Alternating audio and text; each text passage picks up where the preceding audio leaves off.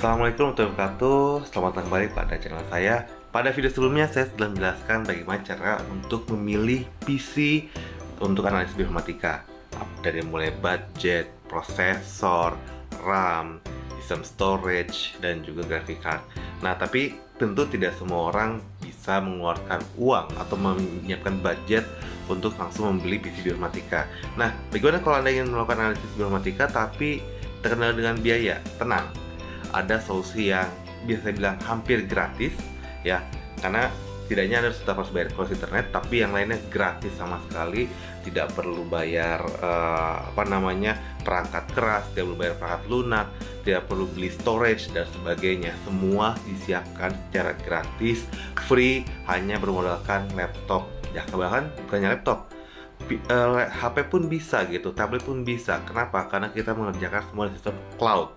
Sistem cloud jadi online ya, dimana dengan menggunakan usegalaxy.eu ya, jadi portal online untuk analisis bioinformatika, dan teman-teman bisa melakukan analisis mulai dari metagenomic, metabolomik, proteomik, dan sebagainya di situ. Toolsnya sudah ada, tidak perlu belajar Linux karena tinggal klik-klik saja dengan mouse, semua sudah siap. Oke, kita coba langsung cek ke PC saja. Yuk.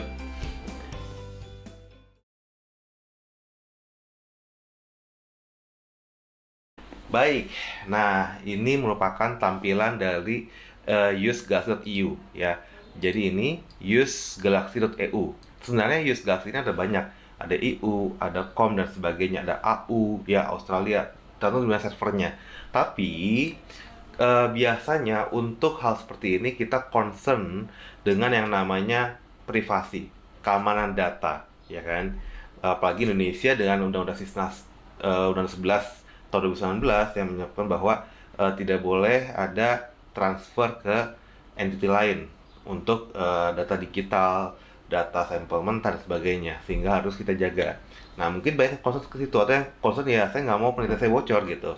Jadi ya tetap kok bisa in-house. Namun kan kalau in-house analisis, kalau nggak punya komputer susah. Nama kita gunakan di Usegalaxy.eu ini. Nah, di sini saya pakai yang servernya Uni Eropa. Kenapa? Karena server Uni Eropa kita bisa lebih aman sedikit. Mereka itu menetapkan yang namanya keamanan data. Nih di bawah sini saya scroll ke bawah ya, GDPR compliant. Jadi ada namanya proteksi, data proteksi regulation, yang pemerintah pun tidak bisa sembarang untuk mengecek data Anda begitu. Nah, di sini kita akan lihat ya bagaimana caranya untuk melakukan analisis bioinformatika di sini. Oke, pertama-tama tampilan seperti ini ya. Ada 3 bidang. Paling kita mulai dari kanan dulu ya. Setelah dari kanan. Ya, di kanan ini ada history. History itu merupakan namanya apa ya? Jadi data yang kita upload, analisisnya semua ada di situ, di historinya gitu. Ya. Lalu di sebelah kiri, nah ini ada tools. Nah, ini. Jadi di sini tools-tools bioinformatika sudah diunggah, disiapkan oleh servernya, portalnya ya. General text tool dari teks manipulasi, kita klik maka muncul tools-tools yang related ya. Ini kita coba collapse lagi. Nah, convert format, GFF to bed, map to FASTA dan sebagainya, filter sort dan lain-lain. Lalu manipulasi file genomik untuk ke FASTA, FASTQ dan lain-lain. Jadi semuanya itu ada di sebelah kiri toolsnya. Nanopore ya, genome analysis, lihat ini, anotasi, multiple alignment, assembly dan sebagainya.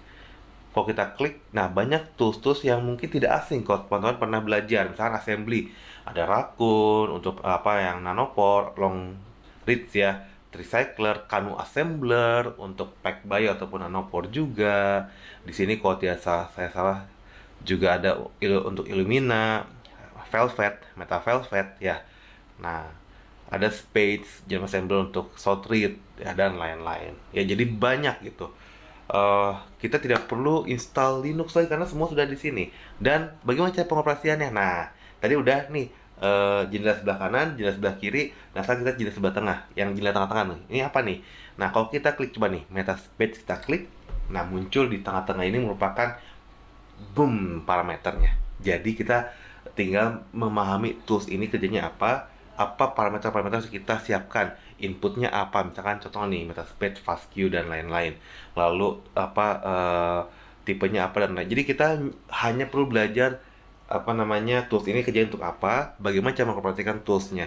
Ya tentu dong, yang namanya kita belajar informatik kan nggak mungkin semua mau enaknya klik-klik aja, kita just belajar juga mau assembly apa sih yang dibutuhkan, misalkan data inputnya FASTQ kah, FASTQ sudah dikoreksi atau belum, yang sudah difilter atau belum gitu kan, FASTQ tipenya apa, paired end atau single end gitu kan. Kalau kita menggunakan Illumina contohnya maka paired end. Nah, apakah sampel ini short read atau long read? Kalau short read assemblernya ABCD, contohnya Spades, Velvet dan sebagainya. Long read ada Canoe, ada Fly, ada Sasha dan lain-lain. Jadi beda-beda. Kita harus belajar tentu ya, tetap harus belajar bagaimana melakukan analisis pada data yang kita miliki.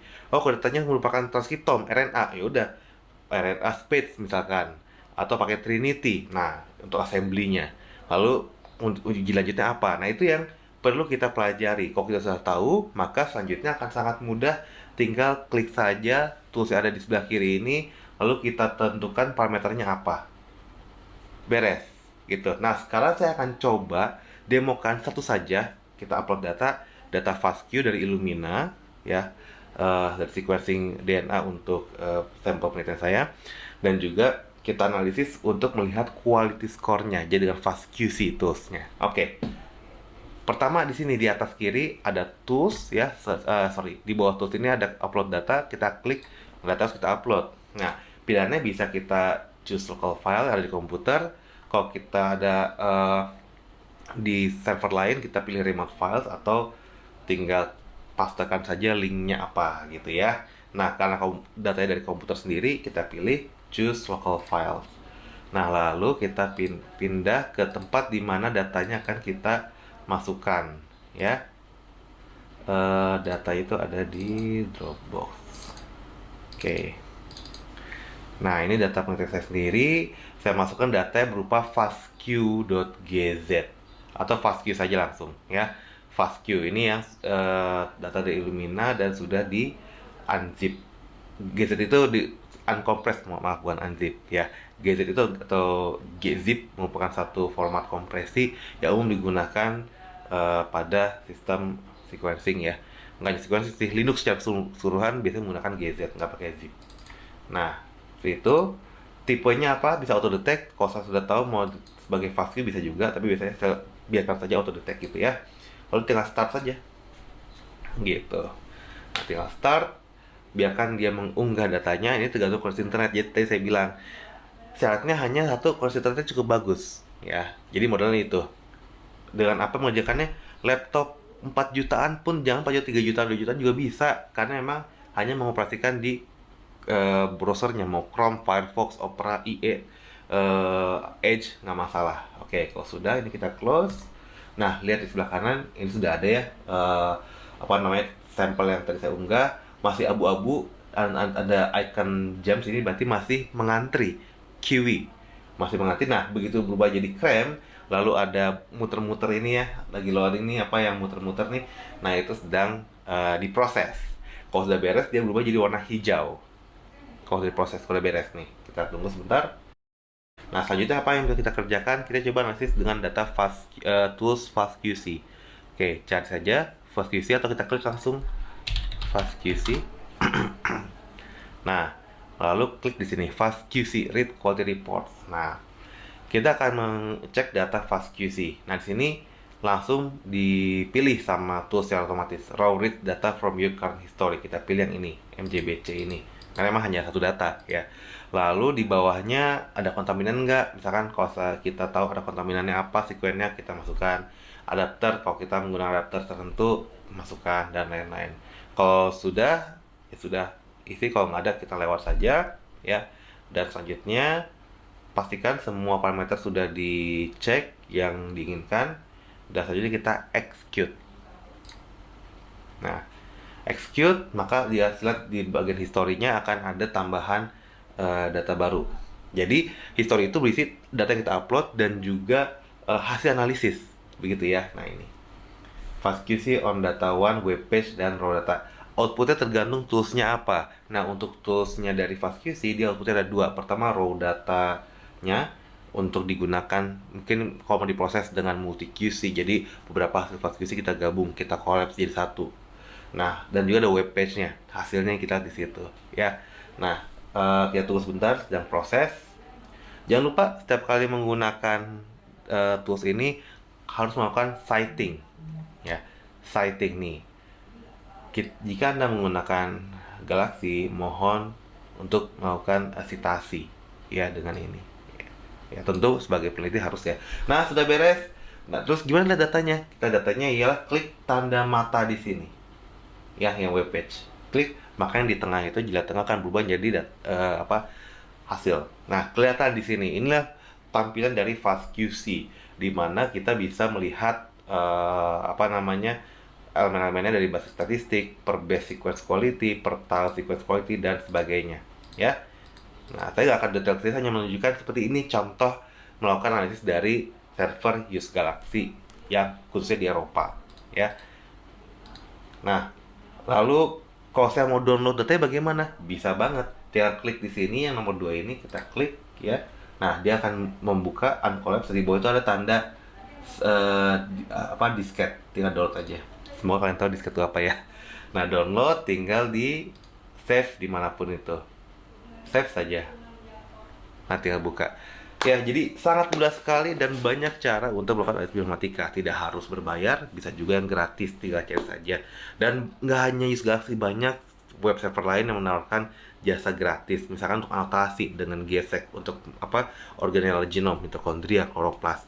Ya, lalu Plantismes misalkan untuk melakukan mencari biosintetik gene cluster dan sebagainya. Jadi manfaatkan tools yang ada.